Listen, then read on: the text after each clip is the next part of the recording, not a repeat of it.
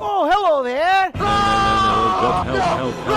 Freddy Fazbear's Pizzeria Simulator was the first free Five Nights at Freddy's game on PC. But when was the last time you thought about it? Does that name ring out with nostalgia like Slender or the original Five Nights at Freddy's? Probably not. In fact, this entry seems to be universally disliked from what I can tell. Or maybe they're the loud minority. But what can't be denied is that Five Nights at Freddy's drop in popularity started around the sister location Pizzeria Simulator area, and that game sorta just came and went, despite how unique it was for the series. If we look at data alone, this game is trash and killed Five Nights at Freddy's. But we're human, and I think we're better than just data. What if I told you that I know exactly why people don't like this game? Why? Well, you'll have to stick around and find out. Review mode engaged. To separate the wheat from the chaff, we have to get right into the meat, the newest addition to the FNAF formula, the Tycoon gameplay. You bought a Freddy Fazbear's Pizza franchise package because you make responsible life choices. So that means you get to make money, lose money, and customize your own pizzeria. I'll go ahead and say my piece right now. I know a lot of people don't like this addition. They think it's a waste of time, nothing to really do. But I like it a lot. Besides, there is plenty of cool mini-games and stuff to do, as well as funny animations to watch.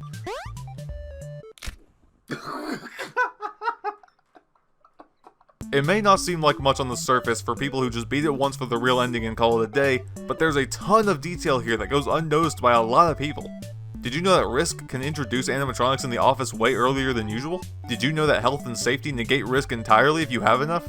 Security doors prevent animatronics from getting in without salvaging them? There's also another cool detail that you might miss. Hitting the subscribe button will give you new horror content from yours truly. Anyway, it took me way too long to realize some of this stuff, but the details and the learning moments are there for people who are willing to look for it. Even if it's just through the internet, it's like learning that you can keep Foxy out of the FNAF 4 bedroom for a while if you're good enough. It's simple things like that that give the game an added layer of depth. Of course, they don't explain any of this stuff in the game, which is why it can give the wrong impression to some people, but if you look, you're offered all kinds of lore secrets and different endings to get. There's like 6 endings, boys and girls. One more thing before we move on is achievements. Steam does not have achievements for this game, which is really a shame. When you see a relatively small title with a lot of achievements, that usually means there's more to it than meets the eye. It lets people know that the game has depth, even if they don't personally feel like looking for it, you know it's there in your subconscious. So for new players on consoles, they might actually have a better time than we veterans did, but by the time we knew about the game's many secrets at launch, most people dropped off. No one cared anymore. Was this the game's fault though? We'll have to get back to that. But regarding public perception, the Tycoon gameplay was lacking any reason for people to care. Not because it's bad, but because it's pretty basic for a Tycoon game and hides a lot from the player. But please, consider that this game was free as a gift to the FNAF fans for loving the franchise, and it was made by one person still, aside from music and a little artwork. Don't compare this to real Tycoon games. Comparison is the thief of joy. Take this game for what it does, not what other games do. Because what Pizzeria Sim does is give you a fun pizzeria playground with lots of lore, minigames, details, and charm. And I don't ultimately believe that this portion of the game is what killed it in the eyes of the public. Before you is an animatronic found in the back alley. We are unsure of its origins.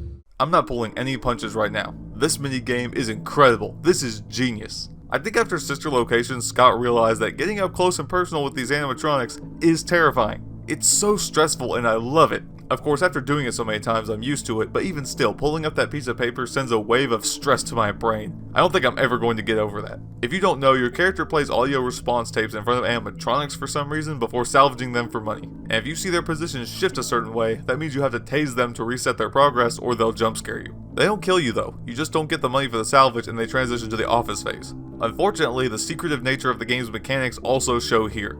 There will be times where you feel like you die for no reason and it can get pretty unfair, but it actually is fair. The problem is, you don't get to correct your mistakes until you find a different animatronic with different positions to memorize and different mistakes to make. In FNAF 2, for example, you'll never be confused about why you died. Sure, you may think that the amount of time you have to put the mask on is a bit short on harder nights, but at least you know and can try again. But not in Pizzeria Simulator. When you lose, you have to take the consequences and go. That wouldn't be a bad philosophy if Pizzeria Simulator didn't hide so much from you. Without the internet, you may never learn the actual mechanics of some of these things. I never knew that they made a warning noise in their third phase until I was told. I didn't know the third phase had a kill timer at all. I guess I wasn't listening close enough? You never even know what your mistake was to start with, so how can you correct it? But I don't think that's a huge problem for the salvaging portion. Once you know how they work, they make a lot of sense, and no one can deny that this is one of FNAF's scariest scenarios. Seriously, I froze the first time I saw this. This better be in Help Wanted too. I also don't believe that this is why people hate the game. I think people like this for the most part, but I'm afraid that's where Pizzeria Simulator's mercy comes to an end. Oh boy, this is where people go from disliking the game to hating it. The Office gameplay is a doozy, but there's a simple explanation. First, a quick breakdown. You must complete certain tasks from your monitor. You have to click and wait on that screen exclusively. You have a motion detector, audio lure, and a silent ventilation system. Separate from the computer, you have a fan. The PC and the fan both make noise and you have no doors. On top of that, you have to keep the temperature low, so you have to use the tools at your disposal to keep away the animatronics while completing tasks and not dying of heat stroke. You know why people don't like this whole game? You know why they think it sucks? I'll tell you why. It's hard. It's really hard. I just mentioned how Pizzeria Sim hides things from you. That's especially true here. In previous FNAF games, you can master the first 6 nights to a T. You can learn the mechanics and never die again, outside of a little bit of unluckiness. Good luck with that here. I've beaten this game 4 times, and only now am I finally starting to get how it works. Seems about as straightforward as you can get with these games at first, but there's a few things that make it stand out. No camera for starters, so your only understanding of the enemy's movement is the motion tracker and some sounds that are very inconsistent. Unlike the sounds of FNAF 4, which are not only consistent, but built into the game's mechanics way better. Secondly, you have to look at the vent they're coming from to ward them off with your light, but if you play this game, you're gonna die anyway despite looking in that direction. The only theory I have for this is that there's a certain buffer time where it doesn't count yet, but that's the theory I came up with after playing 4 times. That's excluding all the other times I had to just kind of mess around and experiment. A new player is going to have no idea, and like I said earlier with FNAF 2, you don't see much of anything actually happening. So you don't know if you were making too much noise, if the audio lure wasn't working, if you looked over too late, if the noise was inconsistent. There's so much that you can miss, and you have no idea. That's what makes this one of, if not the hardest FNAF game to beat normally. But, as weird as this sounds, I kind of like the difficulty. Don't get me wrong, it's stupid, but it's not 50-20 stupid, right? Slowly uncovering how the AI works until I got it down was kind of its own fun.